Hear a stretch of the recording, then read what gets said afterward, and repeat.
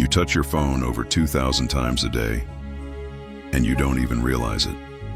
Think about that for a moment. 2,000 little taps, swipes, and scrolls. Each one seems so innocent, so harmless. But what if I told you that every single interaction is slowly rewiring your brain? That each notification, each like, each message is training you to crave more and more and more? You see, there's this little chemical in your brain called dopamine. It's often called the feel-good neurotransmitter, but that's not quite right. Dopamine isn't about happiness. It's about wanting. It's the spark of motivation, the itch of curiosity, the drive to seek.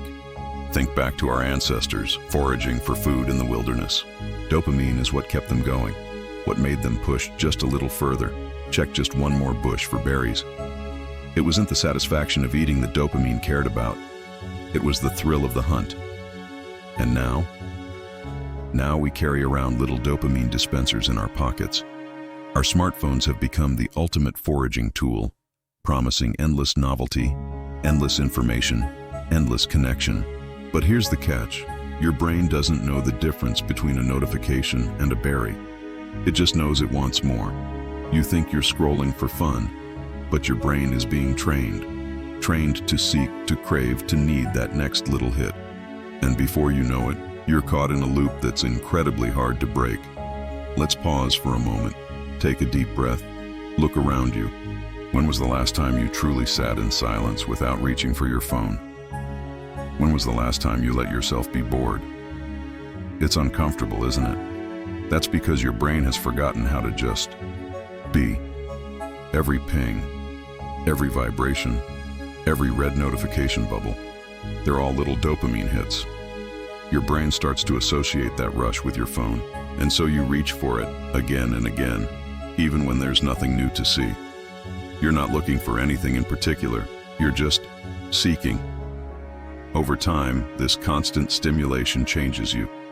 You lose your tolerance for boredom, for silence, for deep thinking. Real life starts to feel flat, dull, unsatisfying in comparison to the constant novelty your phone provides. Have you ever caught yourself reaching for your phone without even thinking about it? Found yourself scrolling endlessly, not even really seeing what's on the screen?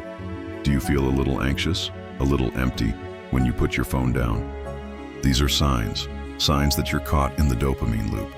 But here's the thing, it's not your fault. Social media, news apps, games, they're all engineered to keep you hooked. The infinite scroll, the personalized content, the little numbers next to your notifications, it's all carefully crafted to trigger those dopamine hits.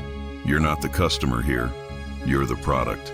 These companies are selling your attention to advertisers, and they've gotten very, very good at capturing and keeping that attention.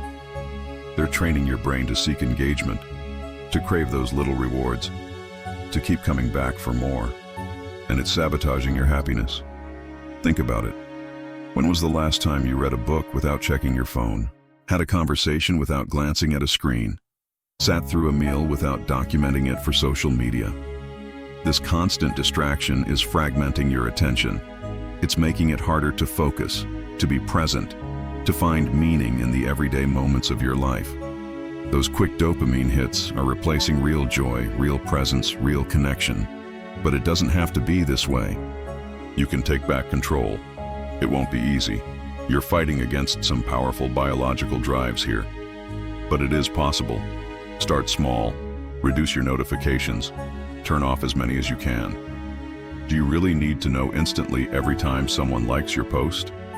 Try using grayscale mode on your phone. It's amazing how much less appealing endless scrolling becomes when everything is in black and white. Practice what some call a dopamine detox. Start with just an hour of no screens. Sit in silence. Go for a walk without your phone. Write in a journal. Let yourself be bored. It'll feel uncomfortable at first. Your brain will scream for stimulation, but push through. Because on the other side of that discomfort is something beautiful. Presence.